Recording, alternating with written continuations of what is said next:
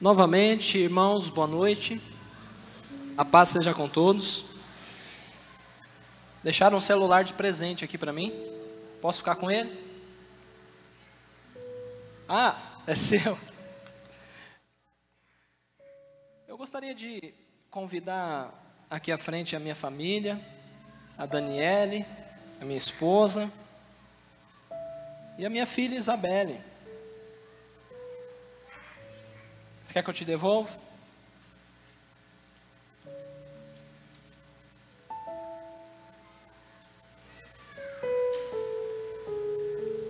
Como hoje é aquela terça-feira muito abençoada, voltada para a família, voltada para o casamento, Deus colocou no meu coração uma palavra que nós temos levado por toda a região com os trabalhos de casais, e até mesmo agora surgiu algumas situações, convites, melhor dizendo, e temos levado essa palavra, essa mensagem a nível distrital. Isso envolve várias igrejas, e Deus foi muito claro comigo. Deus falou: olha, você vai pregar em todas as igrejas essa palavra, voltada para a família, voltada para o casamento.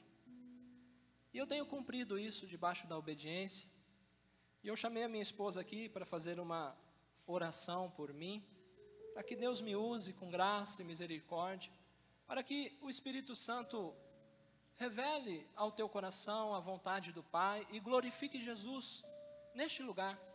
A presença de Deus já está aqui, a presença de Deus está poderosa neste lugar. Eu tenho certeza que durante o louvor, a adoração, você sentiu a presença de Deus. Mas entenda uma coisa, não é só aqui que você deve senti-la, você deve viver com essa presença todos os dias da tua vida. Minha esposa, Daniele, você ora. Estende as suas mãos aqui para frente. Deus, em nome de Jesus, Pai, está aqui o Mateus, seu servo, seu filho, um adorador do Senhor. Deus, usa ele com teu poder, com a tua unção, com a tua graça, tudo aquilo que o teu Espírito Santo quer dizer para a tua igreja. Haja liberdade no meio do Mateus, na boca dele, na mente dele, seja blindada pelo teu Espírito Santo. Em nome do Senhor Jesus, ó Deus. Em nome de Jesus nós oramos agora, repreendendo todo o mal, toda a ingerência maligna na mente, no coração de cada um que aqui está, Senhor. Não prevaleça contra a vida dos seus filhos. Cada um que aqui está, Senhor, está aqui porque quer ouvir a sua voz, quer ouvir a palavra do Senhor. Todos que estão aqui querem comer do pão vivo. Então, Senhor, que o Senhor possa alimentar cada um que aqui está. Que todos nós venhamos sair daqui cheios da Tua palavra, cheios da graça e do poder do nome de Jesus sobre nós, ó Pai. Em nome de Jesus, assim seja, Senhor, para a Tua glória, para Teu louvor, para que todos nós venhamos ser libertos, ó Deus. Porque a Tua palavra nos liberta, nos sara e nos cura, Senhor. Em nome de Jesus, assim seja, Deus, para a Tua glória e para Teu louvor. Amém. Glória a Deus. Muito obrigado. Deus abençoe. Você, marido, você tem uma esposa e ela tem um papel fundamental na tua casa, no teu lar. Ela é uma intercessora e você precisa contar com as orações da tua esposa. Então, trate ela bem, trate ela com carinho, trate com o máximo de cuidado possível, porque a palavra de Deus diz que as nossas orações podem ser impedidas se não vivemos com o nosso cônjuge com entendimento. Isso é muito sério. Mas, irmãos, diante do contexto dessa palavra, eu quero iniciar com duas reflexões. A primeira é para as mulheres.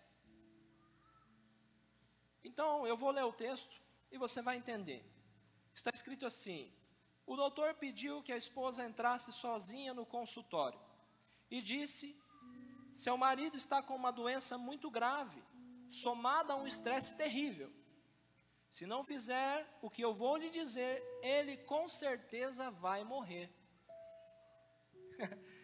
Prepare o café da manhã para ele. Certifique-se de que ele está de bom humor. Faça uma refeição nutritiva para o almoço e algo agradável para o jantar.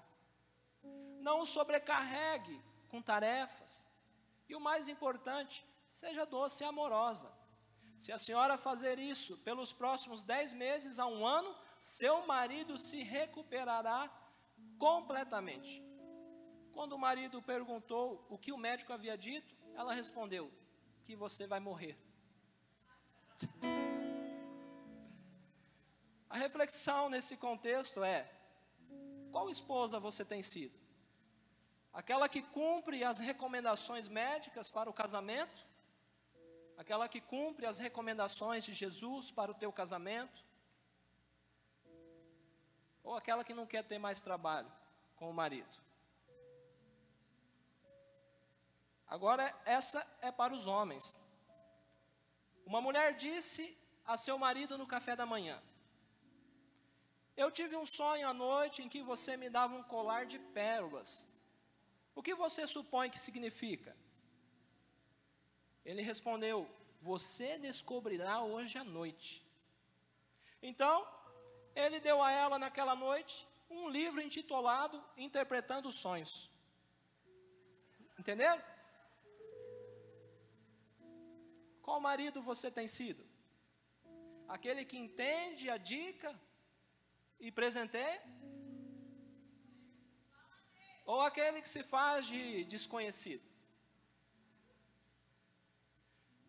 Amados, o tema dessa palavra é: o meu casamento deve ser honrado por todos.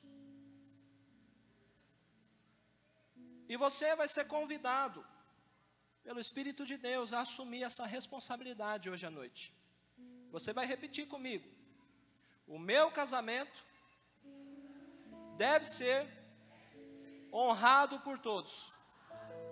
Glória a Deus. Na carta aos Hebreus, no capítulo 13, versículo 4, está escrito assim: o casamento deve ser honrado por todos, o leito conjugal conservado puro, pois Deus julgará os imorais e os adúlteros. E vamos entender um pouco sobre a origem e o significado dessa palavra, da palavra honra. Apenas para começarmos a assimilar aquilo que Deus quer falar ao nosso coração nessa noite. A palavra honra, ela é traduzida do hebraico e o significado literal dela é peso.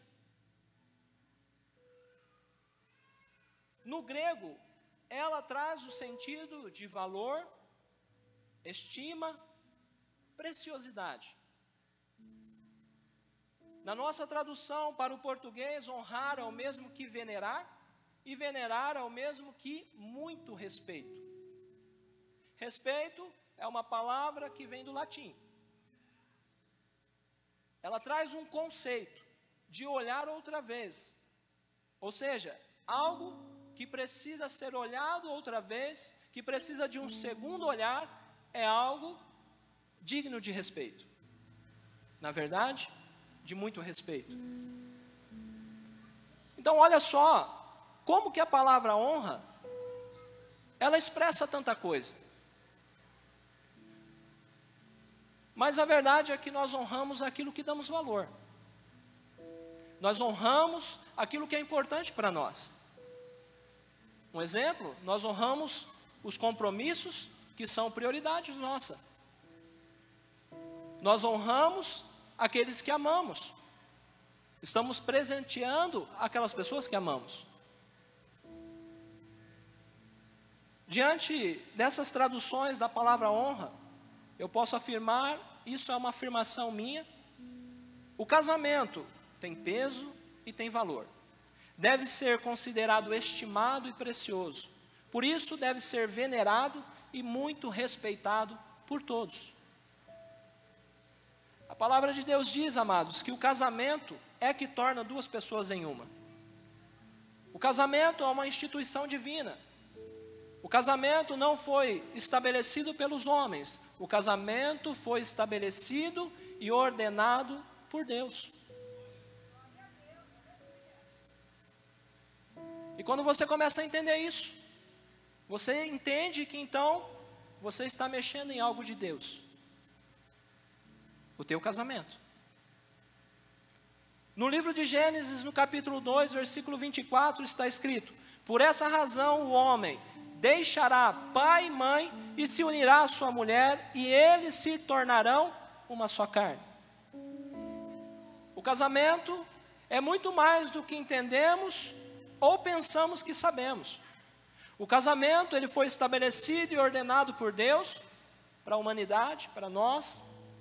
E no casamento estabelecido e ordenado por Deus, há princípios que não podem ser quebrados por nós. Princípios de Deus. Princípios que Deus estabeleceu com propósito. Propósito de proteção. Princípios que Deus estabeleceu com um propósito de unidade e com um propósito de amadurecimento. Ou vai me dizer que quando você casou, você já sabia o que era casamento? Eu acredito que não. Eu acredito que não. Você até tinha exemplos, você até viu casamentos, você até conviveu com pessoas casadas, como seus pais e outros familiares, mas você realmente não sabia o que é o casamento. E quando passamos a observar como esses princípios vêm sendo quebrados pelas pessoas, como esses princípios vêm sendo deixados de lado, começamos a entender o porquê nos dias de hoje o casamento está tão banalizado, tão comum, tão vulgar.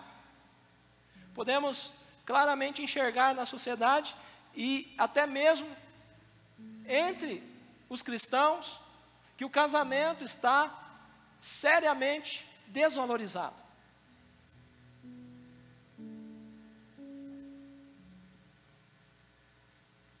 Vamos observar esses princípios, irmãos, de uma forma rápida, de uma forma geral. Esses princípios estabelecidos por Deus desde a criação do homem e da mulher. O primeiro princípio que Deus ordenou foi para o homem e para a mulher fazer o quê? Deixar pai e mãe. E aqui Deus não estava falando para você abandonar o seu pai e sua mãe porque você se casou. Deus não estava falando para você cortar o relacionamento com eles porque você se casou, ou porque o seu marido não gosta da sua mãe, ou porque a sua esposa não gosta da sua mãe. Muito menos desprezá-los. Tanto é, irmãos, que Deus estabeleceu um mandamento com promessa. Qual a promessa? De longevidade para quem honra pai e mãe. Deus estabeleceu. Se você honra teu pai e tua mãe, tenha certeza, você vai viver muito mais do que os outros que não honram. E Deus não se engana e Deus não se contraria. Deus estava estabelecendo que agora o homem e a mulher que decidiram se casar precisam deixar a dependência do pai e da mãe, a dependência financeira, a dependência emocional e a dependência do mesmo espaço geográfico.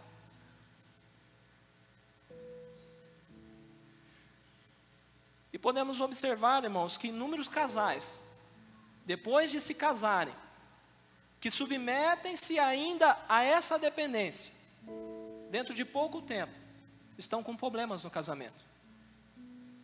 Todo casal que se casa e se submete a essa dependência, dentro de pouco tempo, eles podem estar divorciando.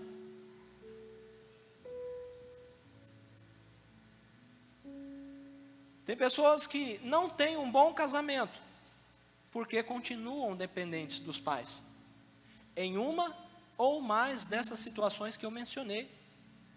Então, sobre a dependência financeira, esses casais se tornam dependentes da ajuda financeira constante dos pais.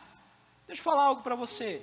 Em momentos de aperto, não há mal algum você precisar ser ajudado pelo seu pai e pela sua mãe. De forma alguma.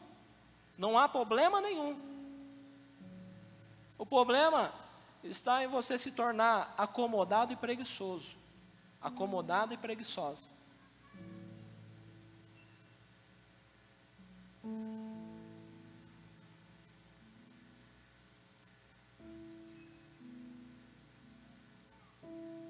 O problema está em não se esforçar para melhorar as finanças do casal. Já viu aquela história? Olha, nós vamos casar e vamos viver só de amor.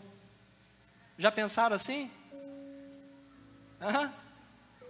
Porque naquele momento que você está ali, namorando, conhecendo o seu cônjuge, conhecendo a pessoa com quem você quer se casar, a verdade é que você não vê nem barreiras que impeçam o seu casamento. Mas a verdade é que muitas vezes tem muitas barreiras e nós não estamos nos preparando, nós não estamos nos estruturando para ultrapassá-las. O problema está em se tornar acomodado e preguiçoso e não almejar algo maior e melhor financeiramente para a tua casa e para a tua família. Então, esse casal acaba vivendo nessa dependência sem conquistar uma estrutura pessoal. E deixa eu falar algo para você. Deus já estabeleceu uma provisão para cada família. Irmãos, Deus estabeleceu. Você olha para a palavra, de Gênesis a Apocalipse, você vai ver que cada família que se voltou para Deus foram pessoas prósperas, pessoas abençoadas, que Deus não deixou faltar o pão, que Deus, além de prover, Deus multiplicou. É muito fácil entendermos que Deus já estabeleceu uma provisão para cada família. Dependência emocional. Muitos estão dependentes do ombro amigo dos pais para chorar e desabafar a respeito do seu cônjuge. Para chorar e desabafar a respeito das desavenças que vocês ainda não venceram. Por que não venceram? Porque falta maturidade. E aí o casal fica ali, ou melhor, né? A esposa vai atrás do pai e da mãe e começa a falar o que está acontecendo. Ou o marido vai atrás do pai e da mãe e começa a falar o que está acontecendo. Ela reclama dele. Olha, ele falou coisas duras para mim, eu não mereço ouvir isso. Ele me tirou, ele me irritou fazendo aquilo que eu não suporto. Ele não tem consideração comigo, é muito ingrato, nada do que eu faço está bom. Ou senão, ele vai e reclama dela. O que ele fala? Ou melhor, né? Ele fala assim, ela acha que eu sou um banco, que eu tenho dinheiro todos os dias. Não tem nenhum homem que faz isso não, né? Ela pensa que eu sou um fraco porque eu não consigo resolver alguns problemas, algumas situações que estamos passando. Ela só me critica. Esposa, vou abrir um parênteses aqui. A crítica mata o teu marido. A crítica para o teu marido, vindo de você, ela acaba não sendo construtiva. A não ser que o seu marido já tenha maturidade e entendeu. Enquanto ele não entendeu, a crítica vai apenas subjugá-lo. Vai fazer com que ele desanime. O problema é a hora que passa da crítica, que já vai lá para outros, né? Outros lugares, não é mais crítica, agora é reclamação, é murmuração. E a palavra de Deus diz que em Provérbios, sabe o que seu marido tem desejo de fazer? De morar no fundo do quintal, numa casinha, um cômodo bem pequenininho, sozinho.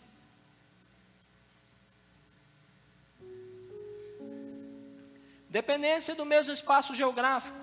Há coisas que não vão funcionar se o casal estiver vivendo debaixo do mesmo espaço geográfico dos pais.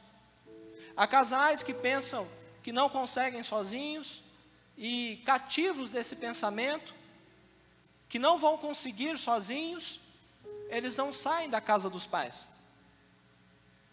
e continuam morando dentro do mesmo espaço geográfico, da mesma casa, ou até mesmo na casa do fundo. E o que acontece com esse casal? Eles passam a conviver com conflitos familiares constantes, além dos conflitos deles. Eles passam a conviver com os conflitos familiares dos pais, com os conflitos familiares de terceiros. E a verdade é que raramente o pai ou a mãe vai ficar contra o filho. Por isso que se estabelece sempre os conflitos. O segundo princípio, irmãos, que Deus ordenou foi de unir. No livro de Gênesis 2:24 está escrito: e se unirá a sua mulher. Unir é o mesmo que tornar-se um, é o mesmo que ligar. Se olharmos para os casais do dia de hoje, é um pouco difícil enxergarmos isso, enxergarmos casais unidos, que estão ligados um ao outro.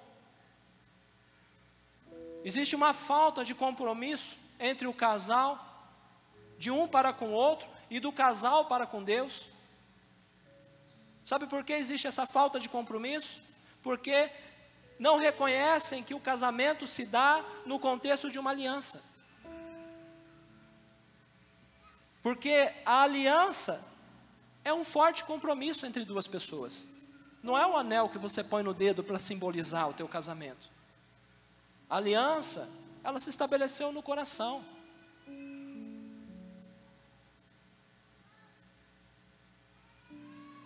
O forte compromisso entre duas pessoas é uma aliança. O casamento estabelecido por Deus se dá no contexto de uma aliança. E muitas pessoas vão lá e assinam o documento no cartório, achando que o casamento se deu através de um contrato. E hoje em dia existem tantos tipos de contrato para casais, para casamento. Não, irmãos, o casamento se dá no contexto de uma aliança.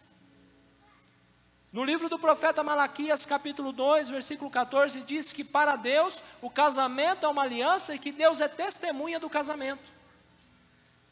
Aí você pensa, Deus é testemunha do meu casamento, porque agora eu sou de Deus? Não, Deus é testemunha de todos que se casam.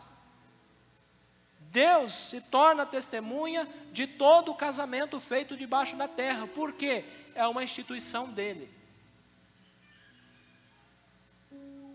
Muitos casais não têm consciência que o seu casamento deve ser um relacionamento permanente.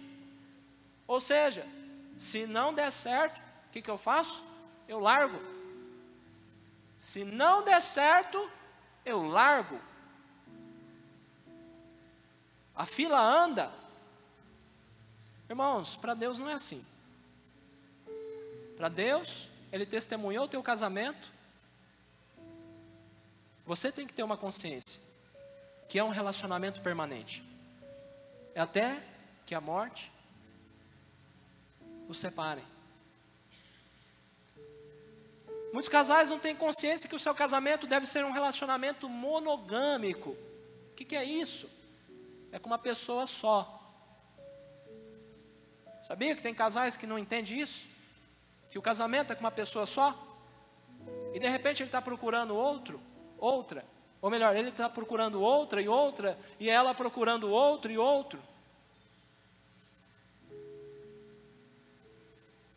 Muitos casais não entendem que o casamento deve ser um relacionamento exclusivo. Teu marido tem exclusividade total a teu respeito. E a tua esposa tem exclusividade total ao teu respeito. Se essas coisas não vêm sendo observadas, sem essa consciência, nenhum casamento vai bem. Não se engane. O terceiro princípio que Deus ordenou foi de tornar-se os dois uma só carne. E esse terceiro princípio, irmãos, nós vamos ver algo interessante, que apenas Deus é capaz de fazer. Essa unidade de tornar-se os dois uma só carne é estabelecida por Deus, o Criador do casamento. É uma unidade total, é uma unidade plena, ela é tanto no espírito como na alma, como no corpo. Olha só, a unidade no espírito. Se eu e minha esposa temos o Espírito de Deus habitando em nós, nós somos unidos espiritualmente. Somos um com o Senhor. Quer ver? Isso fica claro de compreender na carta escrita aos Efésios, capítulo 4, versículo 6. Está escrito assim: um só Deus e Pai de todos, o qual é sobre todos e por todos e em todos vós. No Evangelho escrito por João, capítulo 17, do versículo 20 ao 21, nos diz assim: para que todos sejam um, como tu, ó Pai, o és em mim e eu em ti, que também eles sejam um em nós, para que o mundo creia que tu me enviastes. Essas referências nos mostram essa unidade que temos em Deus. Quando somos de Deus, através de Cristo, somos um com Ele. Apenas para frisar, na carta aos Gálatas, capítulo 3, versículos 27 e 28, pois os que em Cristo foram batizados, de Cristo se revestiram, não há judeu, nem grego, escravo, nem livre, homem, nem mulher, pois todos são um em Cristo. Essa unidade no Espírito, irmãos, entre um casal, se dá pelo Espírito de Deus habitando em nós. A unidade no corpo é muito fácil ser identificada. A Bíblia diz, e eles serão uma só carne. Então no livro de Gênesis, no capítulo 1, versículo 28, está escrito: Deus os abençoou, ele lhes disse: frutificai, multiplicai-vos, enchei a terra.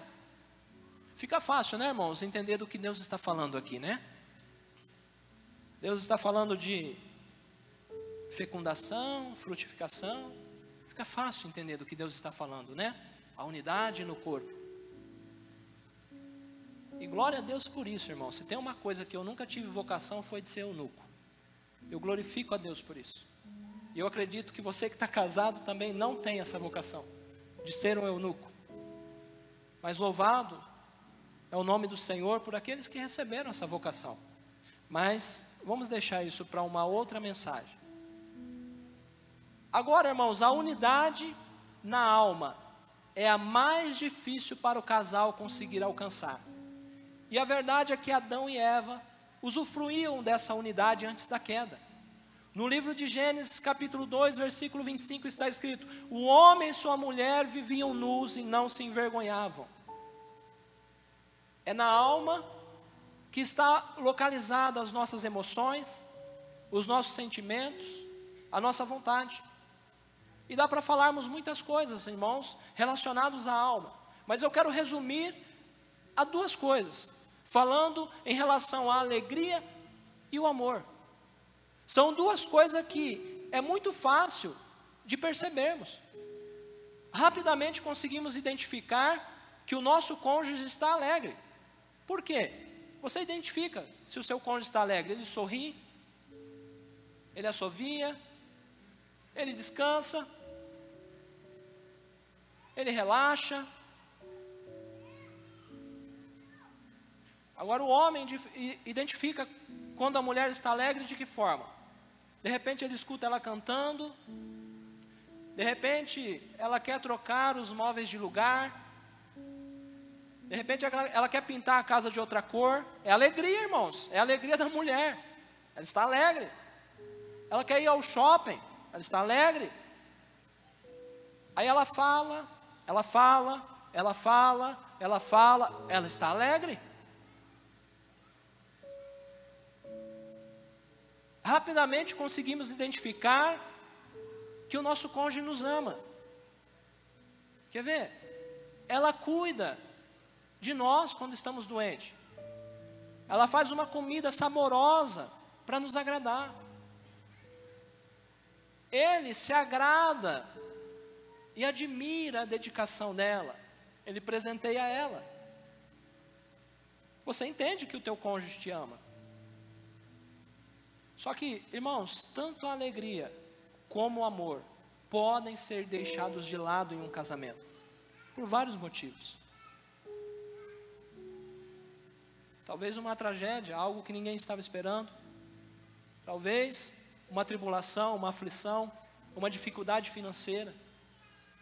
E os casais deixam rapidamente a alegria e o amor de lado.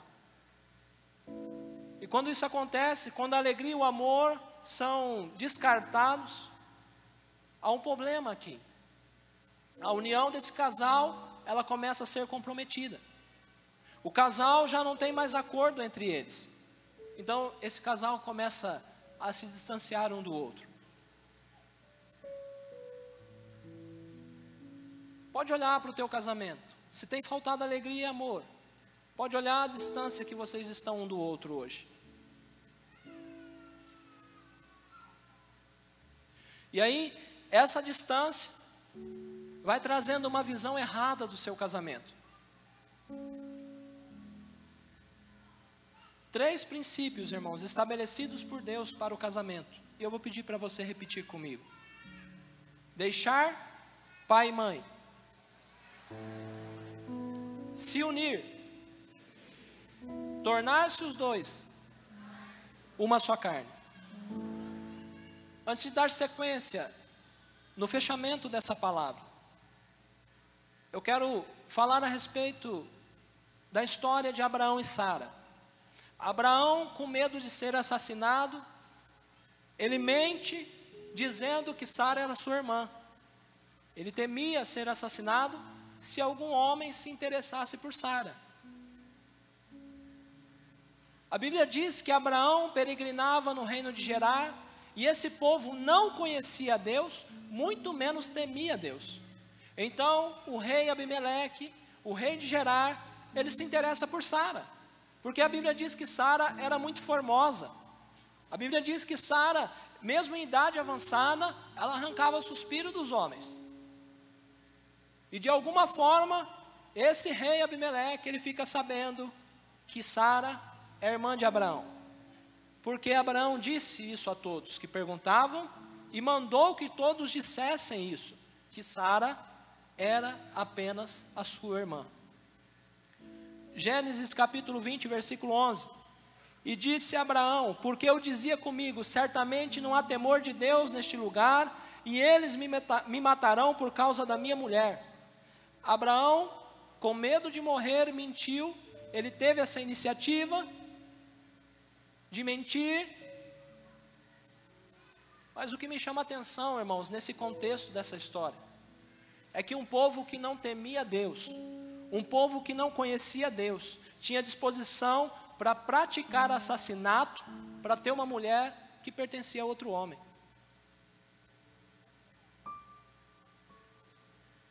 E aí você começa a meditar, e você começa a entender o quanto o casamento tinha valor naquela época.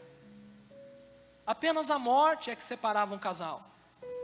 Um povo ímpio reconhecia o que era uma aliança de casamento, eles estavam prontos para matar, para ter uma mulher que pertencia a outro homem, porque entendiam que enquanto o homem estivesse vivo, aquela mulher casada realmente pertencia àquele homem com quem ela se casou. Eu quero fechar esse parêntese, apenas relembrando aqui os princípios: deixar pai e mãe, se unir e tornar-se os dois uma só carne. Se esses princípios não vêm sendo cumpridos, se a palavra de Deus está sendo negligenciada na sua vida, na sua casa, eu vou falar algo para você: o teu casamento está em perigo. Uma das primeiras coisas, um dos primeiros sintomas que vai vir sobre o casal é o esfriamento da relação. E esse esfriamento traz a curiosidade de ver o que tem no quintal do vizinho. O esfriamento da relação traz a curiosidade de ver o que tem no quintal do vizinho e o que está fora do casamento. Então, se o seu casamento está passando por esfriamento, você está em grandes apuros. Porque fora do casamento, amada igreja, qualquer prática sexual é prostituição ou adultério. E a palavra de Deus diz que Deus tem um julgamento preparado para essas práticas.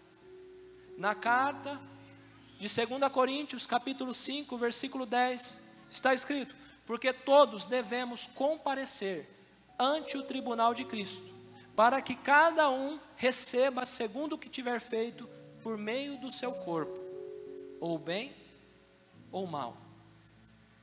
A palavra de Deus diz que todos devemos comparecer ante o tribunal de Cristo, para sermos julgados e recebermos segundo o que tivermos praticado por meio do nosso corpo. No texto base, na carta aos Hebreus, capítulo 3, versículo 4, está escrito: o leito conjugal conservado puro, pois Deus julgará os imorais e os adúlteros. E precisamos prestar atenção nisso, irmãos. Precisamos dar muita atenção a isso, porque o julgamento trará uma retribuição por aquilo que for feito por meio do corpo, ou bem ou mal. Amém? E aqui eu quero chegar no ponto crucial dessa palavra, falar do que Jesus fez em relação ao casamento. E se você entender o que Jesus fez em relação ao teu casamento, em relação ao casamento e ao teu casamento, você pode ter certeza que o teu casamento não vai ser mais o mesmo. Jesus defendeu a honra do casamento diante de todos. Jesus deixou isso muito claro quando aqueles fariseus tentavam enganá-lo. No evangelho escrito por Mateus, capítulo 19, do versículo 3 ao 6, está escrito: então chegaram ao pé dele os fariseus, tentando-o e dizendo-lhe: é lícito ao homem repudiar sua mulher por qualquer motivo? Ele, porém, respondendo, disse-lhes: não tendes lido que aquele que os fez no princípio, homem e mulher os fez? E disse: portanto deixará o homem pai e mãe, se unirá à sua mulher e serão dois numa só carne? Assim não são mais dois, mas uma só carne.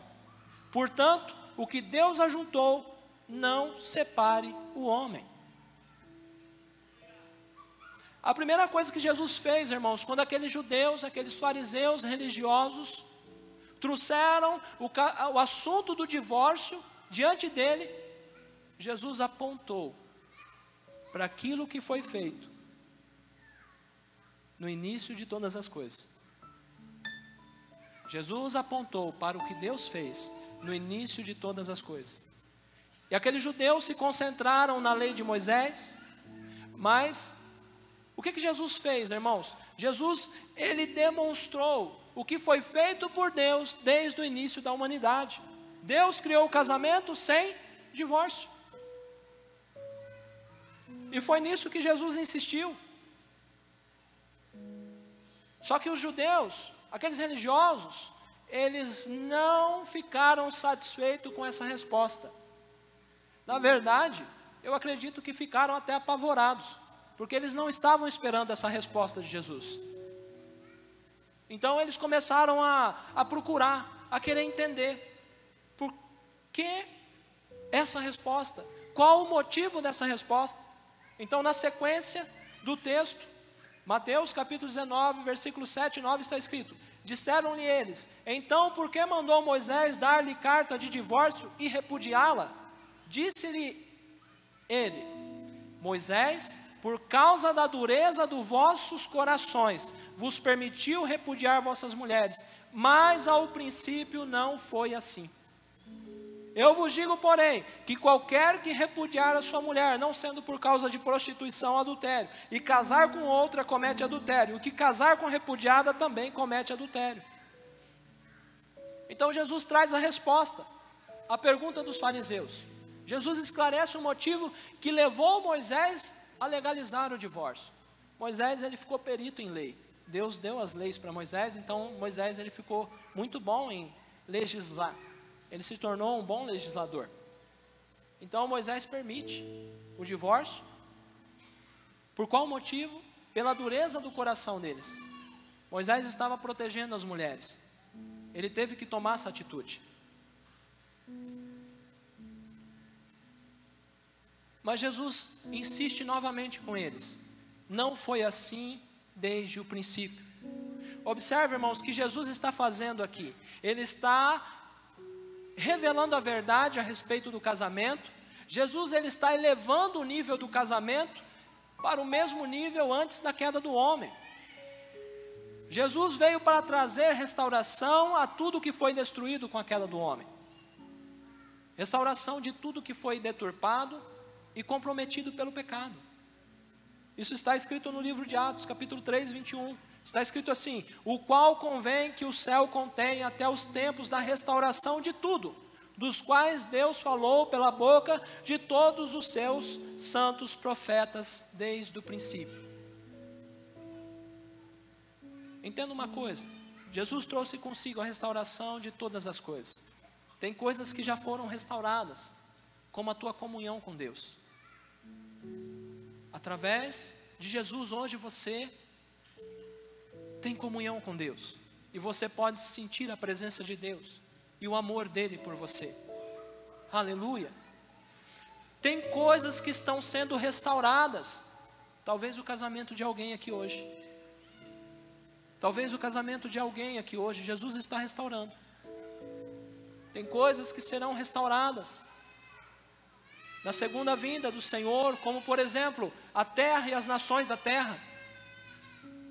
Mas entenda uma coisa, debaixo da graça de Deus, estamos vivendo um tempo de restauração. Debaixo da graça de Deus, nós vivemos um tempo de restauração.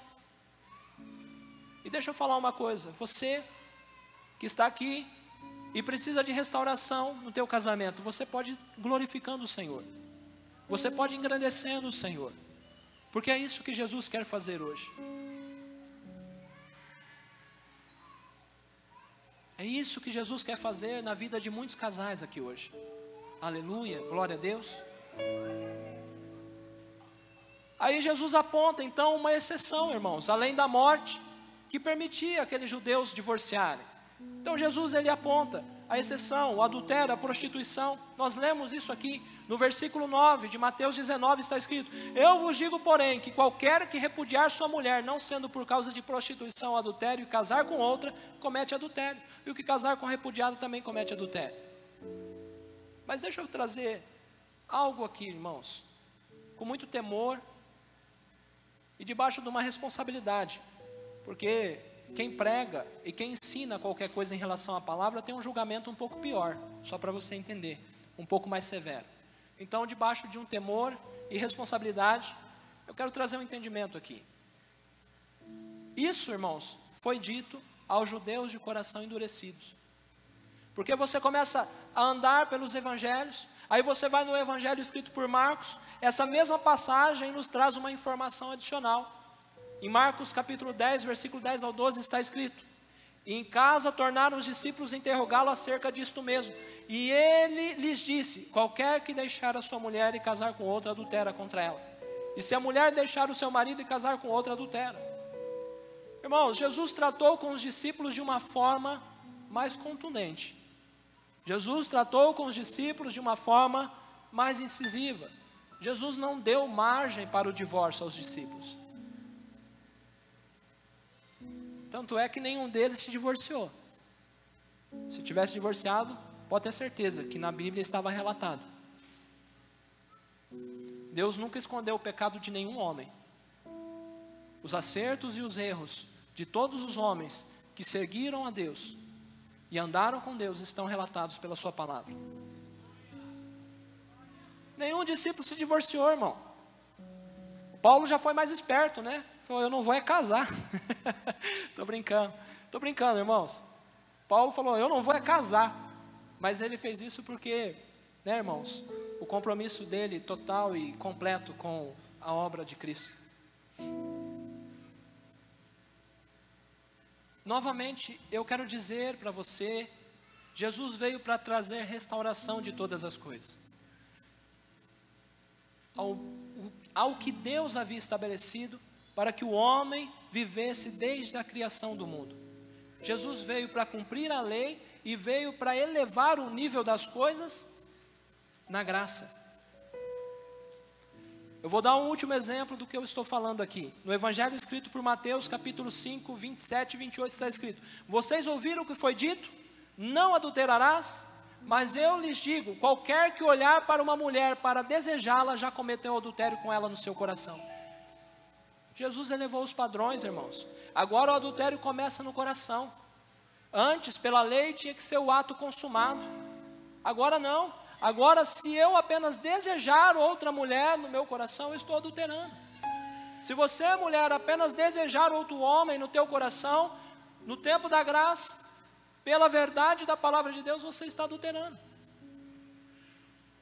O problema está no coração endurecido das pessoas. Por isso o casamento nos dias de hoje não é honrado mais. Eu quero pedir para você se colocar de pé.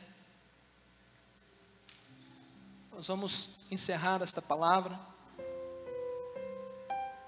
Mas eu quero que você entenda, da mesma forma que Jesus elevou os padrões, Ele também traz a capacidade de andarmos nesses padrões. Sabe por quê, irmãos? Porque, sabe esse coração duro, esse coração de pedra? Jesus tira do teu marido. Jesus tira da tua esposa. No livro do profeta Ezequiel, no capítulo 11, do versículo 19 ao 20, está escrito: e lhes darei um só coração, um espírito novo porei dentro deles, e tirarei da sua carne o coração de pedra, e lhes darei um coração de carne, para que andem nos meus estatutos, e guardem os meus juízos, e os cumpram, e eles me serão por povo, e eu lhes serei por Deus. Aleluia, glória a Deus. Nós estamos vivendo debaixo dessa promessa da palavra de Deus. Isso aqui é uma profecia bíblica que está se cumprindo nesse tempo, aonde Deus arranca do povo o coração de pedra, o coração duro, e coloca um coração de carne, um coração mole, um coração disposto a se voltar para a palavra de Deus, um coração disposto a cumprir a palavra de Deus. E aí, quando o teu coração se torna assim, a sequência do texto é: e eles me serão por povo, e eu lhes serei por Deus. Talvez até aqui o seu casamento foi vítima do mal. Talvez no dia de hoje você esteja pensando: não tem mais jeito, eu vou desistir de tudo, não dá mais certo, a gente não entra em acordo. Talvez você está dizendo: eu vou sair fora dessa, eu vou deixar esse casamento. Mas deixa eu falar, o Senhor te diz no dia de hoje: me dá liberdade para trazer o vinho novo no teu casamento. Me dá essa liberdade. Sabe, Ele só está esperando isso de nós, a nossa correspondência com Ele, com a palavra dEle.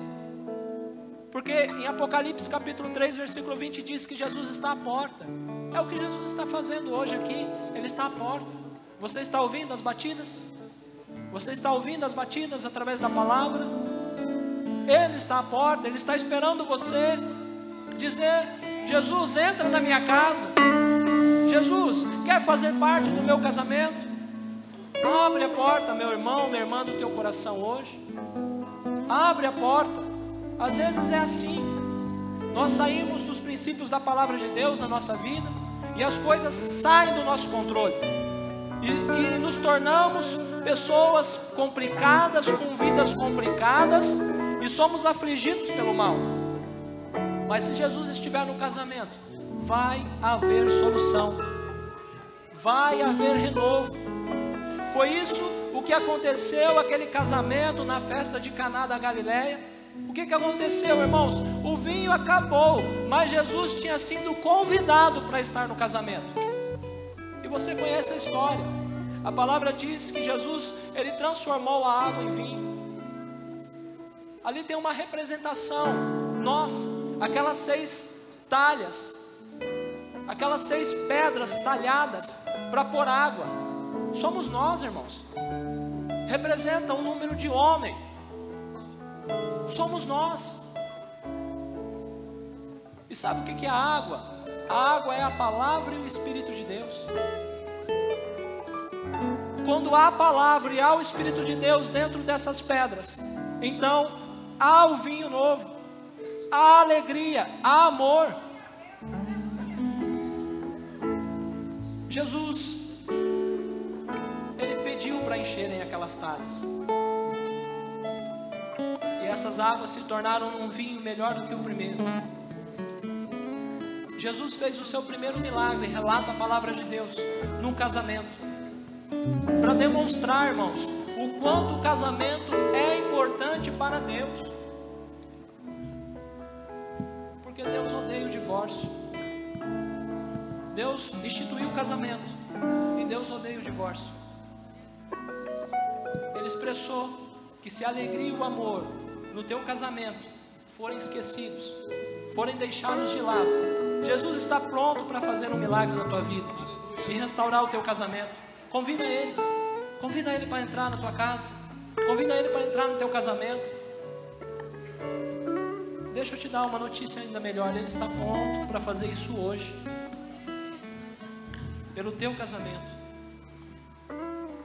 Talvez, irmãos, temos casais aqui muitos feridos, praticamente destruídos por ofensas, por palavras e atitudes do cônjuge, de humilhação diante das pessoas, marido ou esposa que já não tem mais respeito algum pelo outro, a ponto de se agredirem fisicamente. Pode também haver casais que já estão no segundo ou mais casamento. Deixa eu deixar claro aqui algo, para você não sair daqui enganado e nem com confusão pelo diabo. O Espírito de Deus nos traz uma mensagem como essa, para que nós venhamos reconhecer e nos arrepender.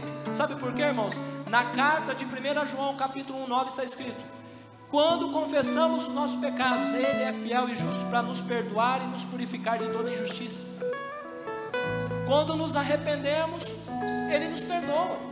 Se cometemos o erro de separar o que Deus uniu e nos tornamos adúlteros ao casarmos novamente, então você precisa reconhecer e confessar e continuar desse ponto em diante. Jesus falou assim para aquela mulher adúltera: vai e não peques mais.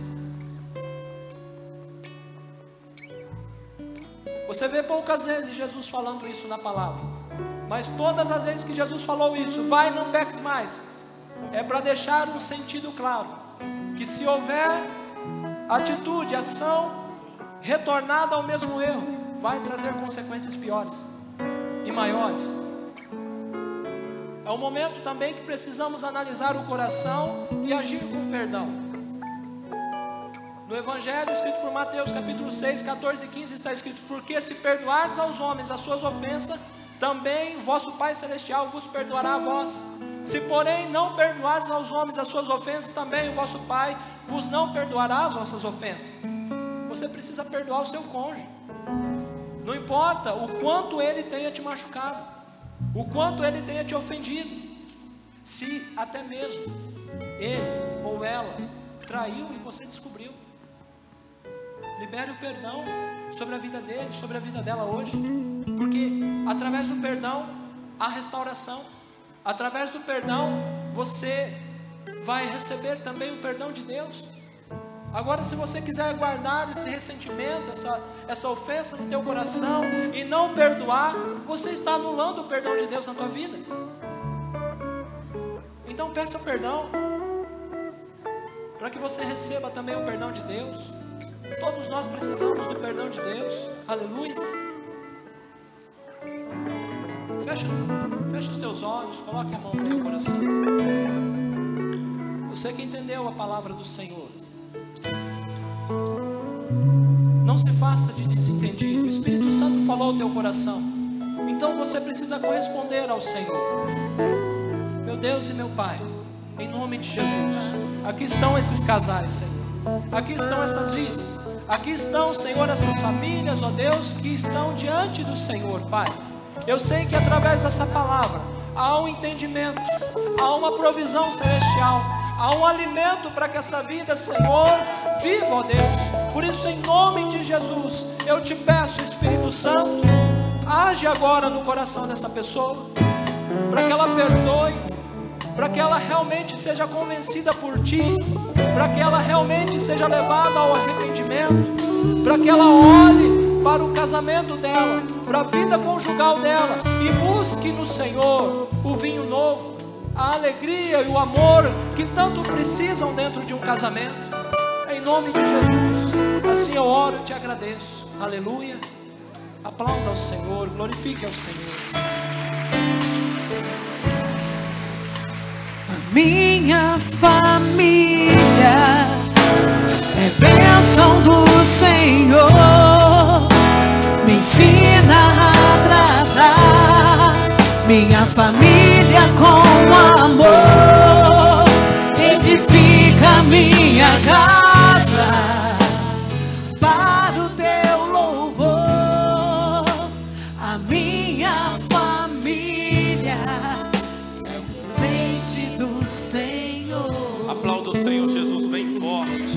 Aleluia.